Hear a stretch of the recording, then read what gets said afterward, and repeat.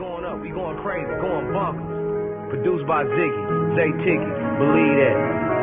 It ain't peaches, it'll deceive you, boy, believe me. What you know about a jungle made with nothing but semen. No creepy crawlers, just heathens that prey on your weakness. Smell the slightest hint of fear, and the stainless you'll eat it. Gang bangers that greet your test on their face like Weezy. Pulling up by the ounce, walking around looking sleepy. I'm from a town, no integrity, a broken city, disrupted. I know niggas were real hook now, turning into suckers. When it comes to murder, it's nothing. Rallos get pulled over scuffles. Bumpy road around this motherfucker, your life means nothing. It ain't peaches. Niggas walking around with no feelings, with a chip on their shoulder, saying the world don't feel it. Trying to earn them some millions so they can split with they niggas. I know cats that died broke because they lost all ambition. When it comes out to get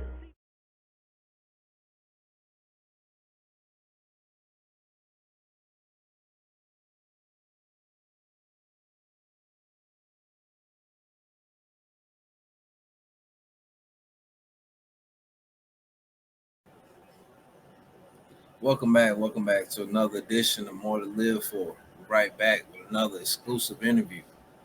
Tonight we're gonna, step into the lifestyle of, someone, a good friend of mine who actually grew up in Costa Rica and, made the transition to the United States. So we're gonna kind of, get a little bit of his journey and, tap into his lifestyle. So, we're gonna keep it off, kick it off just like that and get the conversation rolling. So how you doing, bro? Appreciate you doing this for me, man. Hey, what's up, man? Yeah, no problem. Definitely, man. Could you introduce yourself to my viewers, man? Yeah, man, I'm Luis Melendez, 28. I've living here for 18 years now. Left Costa Rica when I was 10. Just trying to get by. Right, definitely, man. So how was it, in Costa Rica, man? Up until like you said, the age of 10 before you left, man. How was it, your childhood? It was pretty good for me. Like, luckily, like Costa Rica, when you think of, foreign countries, they all run down. Costa Rica ain't too bad. Like, there's some bad places, but I was more like middle class in there. So, ain't got no struggle out there for me, but definitely different than here, Right. So it sounds like your childhood was kind of like anybody else. No matter where they are in the world, anybody else, middle class. So how was the transition, from Costa Rica to the United States? Being, what, 10, that's what, fourth, fifth grade? Yeah, well, third grade. Here you go. Oh, okay. Yeah, I came here, I didn't speak no English. I spoke Spanish and, a little bit of French from my school in Costa Rica. So, yeah, the first few months is tough. You just sitting in class, and they're just speaking gibberish to you. You don't know what's going on, but you catch on eventually, especially when you're 10. It ain't too hard for, to learn the language when you're 10. It took me about 6 months probably to learn how to at least, communicate with people and stuff. Right. But, at the beginning, yeah, like, you just trying to get by, You don't know what you're doing, but you got to do it. Oh, yeah, definitely, man. And, you just, I definitely want to tap into something that you just said, man. The fact that you learn English in 6 months, and at such a young age, man, I think that's impressive because I think it's been proven that that English is the hardest language to learn just because so many different words have 2 to 3 meanings sometimes. Right. Definitely, man. So as far as your siblings, they're I don't want to make the interview about them, but having siblings, making that transition, was that made it a little better? Well, like I got the siblings I got, like the ones like that's my stepbrother. I didn't meet him till I was already here. Oh, I do got my sister. But we ain't got the same mom, so when I left, she stayed back here with her mom. So no, yeah, when we moved here, it was just me and my mom. My dad didn't come with us because they had just got divorced a couple of years before. It was just me and my mom. We came here. We moved there with my aunt, and just try to build from nothing. All right. I'm kind of losing you a little bit on the audio. You sounding a little low. I don't know why. But I can hear you. I just want to make sure my viewers hear you too. I definitely, I consider myself a friend of yours. I definitely didn't know that about your childhood. So, you know, I definitely think that being, kind of like an only child, coming to a new country. I definitely think that was, that's definitely something that's difficult.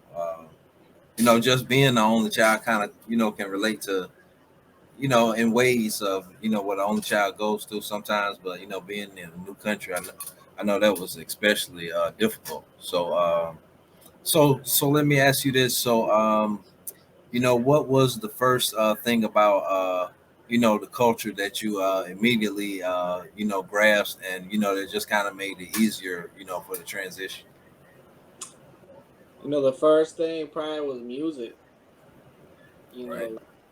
know, I ain't never heard rap till I got here, Right. and I was like, yeah, that's this shit nice. And at first, like, I had my stepdad. He ain't really fuck with rap, so he didn't want me to listen to it. But I don't know. I liked it, so that's the first thing. Probably music. Before I even speak, I was listening to some rap, some music. All right, that's cool, man, and that's definitely something that I definitely believe that music, is universal language, man, and it connects us all. And something else that connects us all, man, is sports. And I definitely see that that you got on your Eagles jersey. So let me ask. This is definitely something I want to point out to my viewers. I definitely think that you are, a true football fan, and also an American football fan. And I definitely want you to, take time to, if you can, to explain the difference because I think you, if I'm not mistaken, I think you like, real football more than you like American football. Yeah, in Costa Rica, there's only one sport, and that's soccer, football. So up until age of 10, that's all I knew. My dad actually played some professional football in Costa Rica back in the '70s. So I always had that root in there. So when I moved here, ain't really a lot of soccer going on. So I had to do something. So I found American football, and the first ever American football game that I watched was Super Bowl 34. Is the Eagles and the Patriots. You know, the Eagles lost, but after I saw that first game, I was like, I like that team right there. I've been stuck with them 18 years now. I got tatted on my arm and everything. Like, you know, ride with them hard. Oh yeah, definitely, man. Definitely, I definitely wanted to, take time to, to tap into that, man, because I definitely, I understand that, in the South American lifestyle, football, soccer, is definitely a big part of the culture. So I definitely, wanted to, take time, even though, you definitely are, American football fan, but real football is your first passion. I For definitely sure. want to take time to point Yeah. that out. So, for my viewers, man, and anybody else, man, that that could be, in a situation, man, that they may be leaving another country, and and coming here. Um, if you could you kind of tell us, some of the process that you may have to go through? I know this answer may be kind of dicey, and I definitely you don't want to make it political or anything like that. So if it's something that that you rather not say, I definitely respect that. No, for sure. Yeah. Like, obviously, I came here legally. Like, me and my mom, we had, a visa at first, but they only give you like 6 months. So we definitely overstayed that 6 months. But luckily, my mom married an American dude, so we was able to get our papers within about 2 or 3 years. It was just our green cards, our residency. Um, but that's not being a citizen, Being a citizen, that was a lot tougher. Like you gotta go through a lot of lawyer fees, you know a lot of legal stuff, and it usually take you about anywhere between 5 to 10 years to become a citizen, and it could run you anything for like 10 grand probably. When it's all said and done. It took me a little longer. I just became a citizen last month. I've been here 18 years, but it's definitely not something that people think is easy. You just come here and be illegal and stuff, and it definitely ain't because it's a lot of money, a lot of time, and they definitely don't make it easy. Right, definitely, man. And yeah, shout out to you, man, and your family, man, for for sticking it out, man, and not giving up on actually, like you said, it's a long process, and it sounds like an expensive process. So just to be able to do that, man, and with everything else that's going on in the world, like I said, man, shout out to you, man, and congratulations to you for for sticking through with it and accomplishing that. So something that you said. So the actual visa itself, that's what actually got you here, and it Hmm. was just kind of in a way kind of it was up to you to like to keep that renewed. Is that the process? Like they usually give you for any amount of reasons. Like the reason that we came here is to learn English. So they give you like a little 6 month visa to come and like study English. That will I was 10, so that's what my mom did. Right. Um, but when the 6 month is up, you got the option of either going back home, and what a lot of people do is just stay here, and they got to stay here illegally. But like I said, luckily my mom was able to um, to find a husband relative like within about a year. So Right. we stayed here without papers for maybe like 5 months. But after you marry an American, you basically start getting the process on getting your papers. Right. Okay. All right. Cool, man. Like I said, man. I want to thank you for sharing that, man. And like I said, bro, I think that's helpful to anybody that make whether they coming from South America or anywhere else. I think that's helpful to them, and I definitely I wanted to take the time out to acknowledge. The difference with the visa and how that works because I didn't want I didn't want to I didn't want people to to think that you came here illegally and things like that, so that's why I wanted to take the time out to talk about that. So once you during this process you're going through high school and things like that. Is that where you met your now wife? Well, yeah, I met her when I was 15, but we went to different high schools. It was the mutual friends and Facebook really. Uh, but yeah, it was when I was 15, and I'm 28 now. We're going on 12, 13 years, and Okay, maybe that's one and a half. definitely what's Yeah. up, man. Definitely. So so in a nutshell, man, how has that experience been with two different cultures? That's what I'm getting at with two different cultures. How is that with blending of families and things of that nature? Right. It's some differences here and there. Food obviously, Right. and like obviously the language. Because I'm in my house, we just speak in Spanish. So, Right. we gotta be mindful when people that don't speak Spanish. We gotta speak some English. But it won't too difficult because I met her when I was 15. I was already here for 5 6 years.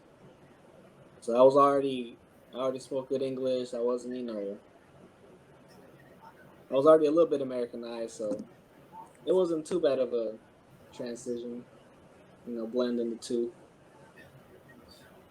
Okay, cool, man. I definitely think that's important. Being able to to blend two different cultures, man. So that's in a nutshell what I what I want to talk about. As far as your marriage and things like that. So definitely, man. I definitely wish you and your family the best, man. I definitely I see that your boys are getting older, man. So I'm pretty sure that you are. Well, I know this for sure, but you already have them in soccer and things like that, man. So if you can, man, if you want to talk about that for a second, man, and talk about things that you got going on, I think that's pretty dope. Right, right. Yeah, man. My oldest boy Jax, he's about to be 10. I put him in soccer when he was 5. And, to tell the truth, like, you put your kids in things that you like, so it don't mean that they gonna necessarily like it. So it turned out that Jax didn't like soccer that much. So he asked me not to put him back in for this coming up session. So kind of hurt a little bit, but you can't force them to do what they don't want to do. But yeah, I met he played soccer for 3 years, and I had fun going out there to his games, and it felt like I was a kid again out there in the same. Cause I played when I played rec soccer, it was on the same fields, so it brought back some memories for me. But my little boy Kai, he's about to be 3. That little man, he's gonna do something. Right. Football, he like to get down, wrestle something. He's gonna do something with sports. I can already tell. That's what's up, man. That's what's up. Something that I meant to ask you, man, before I actually started, talking about, the kids again. Being that that that you got the citizenship, fully now, would it be that that much easier for you to travel back home now, or was it ever a point that it was a risk, of traveling back home? Well, luckily for me, like I had, while you have your green card, you can travel back and forth because all you need is a Right. passport and a green card. And I had that from the time I was 12 to right about 2020 when mine expired. So all that time, like I could have gone out. I ain't been back home since 2011, but it's mostly just because tickets, they're expensive too. Um, but now that I got the citizenship, I can get my American passport, and it definitely make it easier to be able to go back. Okay. Cool, man. And like I said, bro, these questions, man, they centered around, like the whole channel is centered around, helping people.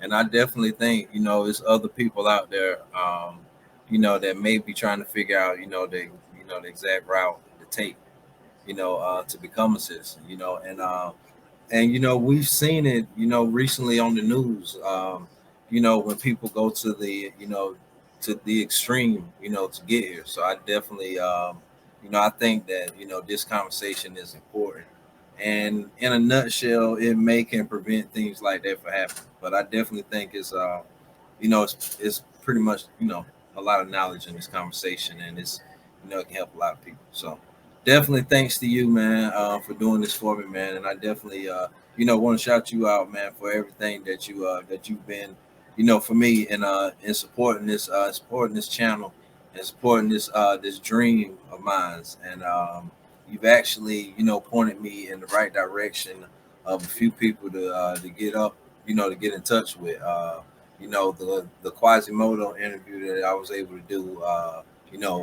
was able to interview him twice, and you didn't necessarily introduce me to him, but you introduced me to his content, and you Right. ultimately gave me the idea to reach out to him. So, and that was at the beginning. So, and I'm gonna keep on, I'm gonna keep on rolling. So For sure. that's why I definitely wanted you to be a part of this. And I think it was pretty cool with what we talked about, man. Like I said, man, I definitely think it's helpful to a lot, to a lot of people, man. And definitely, and I definitely think it it shines a light on you and everything, you and your family, went through to get here, and and doing it the right way. So that's what it's all about. So if it's nothing else, man, that you want to talk about, man, anybody you want to shout out before we get up out of here, uh, besides the Eagles?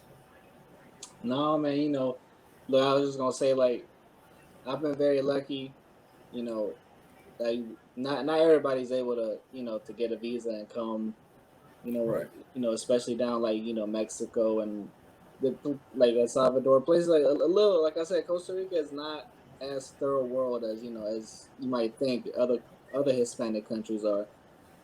So, Right.